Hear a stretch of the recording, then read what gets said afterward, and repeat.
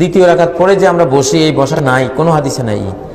1, 3, 5, 7, 9 পর্যন্ত কোনটা আদায় করা ভালো হবে? এক রাকাত পড়েন। যে 3 রাকাত বিতির আমাদের দেশে পড়ি, এটাও সহিহ হাদিস দ্বারা প্রমাণিত। তবে এর মধ্যে 2টা জিনিস শুধু সহিহ হাদিস দ্বারা প্রমাণিত নয়। বিতির সালাত 1 রাকাত পড়াটাই উত্তম। আমাদের দেশে যেটা চালু আছে, এটা রেফারেন্স আমি এখনো পাইনি। আর আমরা হানাফিরা যেটা পড়ি, এটার আম দলিল আছে, খাস দলিল নাই। আমি নিজেও হানাফি, সেটা পড়ে আমি এরকম পড়তাম, কিন্তু এখন সদি হাদিস আবু হানিফা বলছেন সহাল হাদিস পাবো মাযহাবি রাহমাতুল্লাহ আলাইহি। তিনি বলছেন যে যখন কোন সহিহ হাদিস পাওয়া যায় আমার কথার মোকাবিলাতে, সেটি আমার মাযহাব।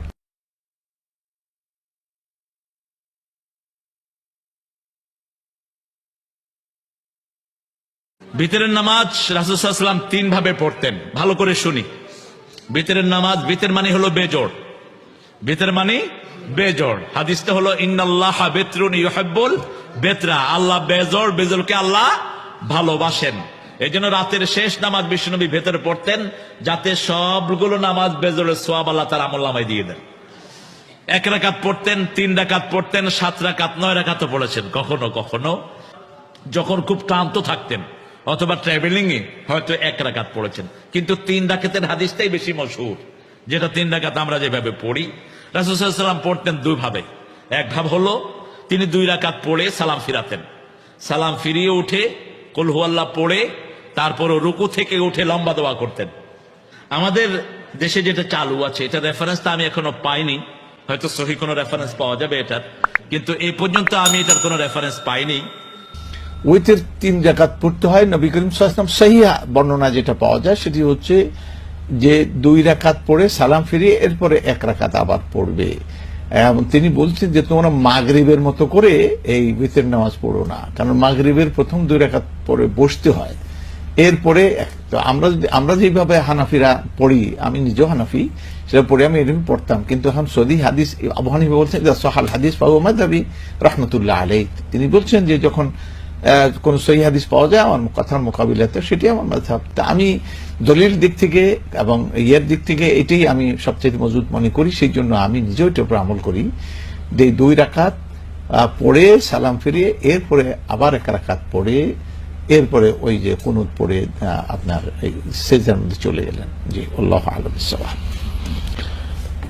হাত উঠাতে হবে কিনা জানতে চেয়েছি। হ্যাঁ, হাত তো উঠাবেন। জি, হাত উঠাবেন মানে তিনি আল্লাহু আকবার বলে না, কুনুতের সময় দোয়া, ওই হাত তুলে দোয়া করবেন, এটা সুন্নাহ। নবী সাল্লাল্লাহু আলাইহি ওয়াসাল্লাম এইভাবে দোয়া করছেন। আচ্ছা, ভিতরের নামাজের সহি নিয়ম সম্পর্কে জানতে চাই। সহি নিয়ম হলো যদি 3 রাকাত পড়েন তাহলে মাঝখানে বসবেন না। দ্বিতীয় রাকাত পড়ে যে আমরা বসি, এই বসাটা নাই, কোনো হাদিসে নাই।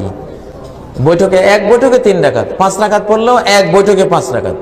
সহিহ মুসলিমে রয়েছে ইউতিরু মিন যালিকা বিখামসিন লা ইয়াকুদু ইল্লা ফি আখিরিহিন্না।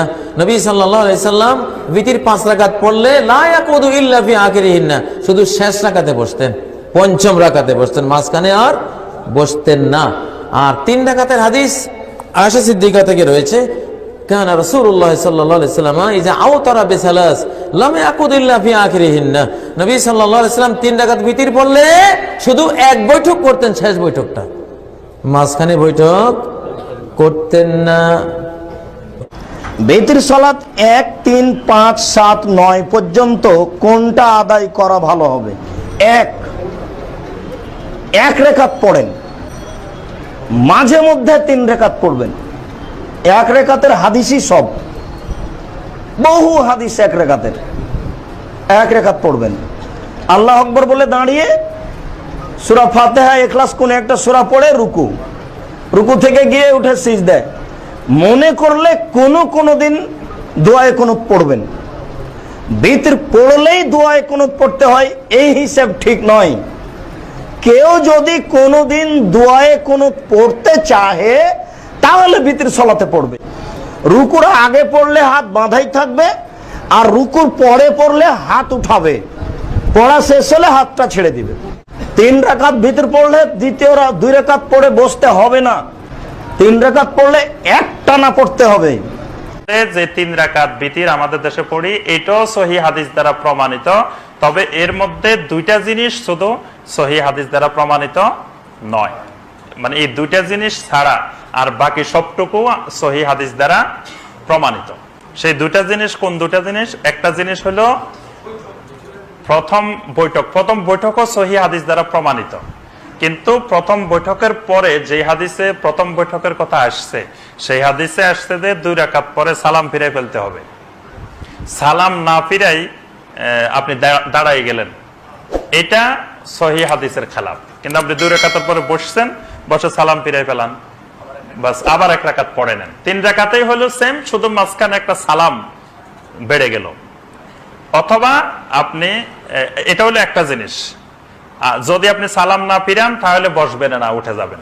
আর যদি সালাম ফিরান 2 রাকাতের পর বসে আপনি তাশাহুদ পড়েন, দোয়া মাসুরা, দরুদ পড়েন, দোয়া মাসুরা পড়েন, পরে সালাম ফিরে ফেলান, সালাম ফিরে উঠে আরেক রাকাত পড়েন, বাস।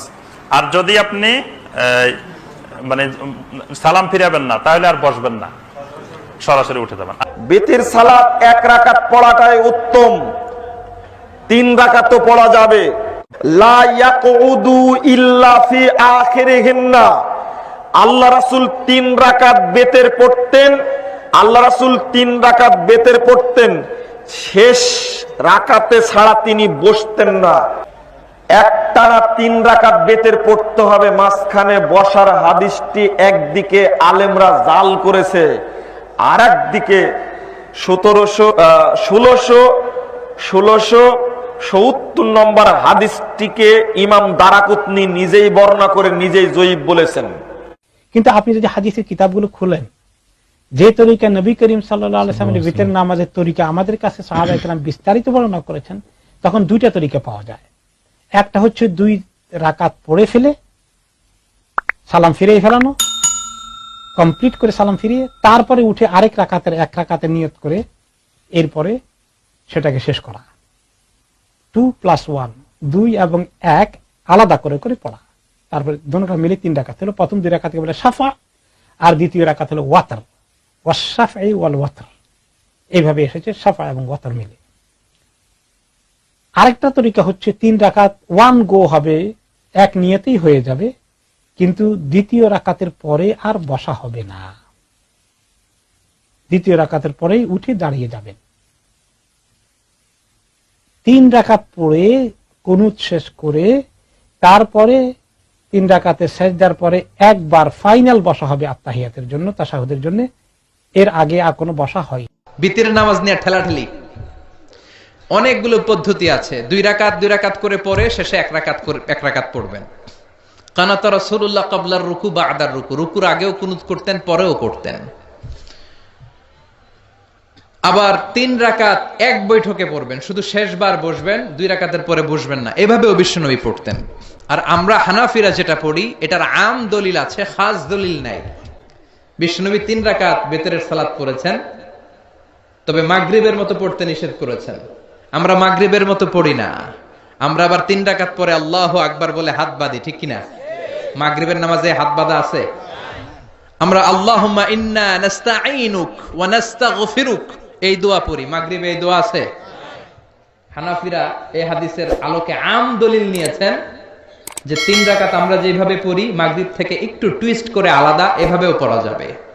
এই মৌলিক 3টা পদ্ধতির যেটা দিয়ে মনে চায় সেটা দিয়ে পড়েন, কিন্তু বিভ্রান্তি সৃষ্টি করা যাবে না।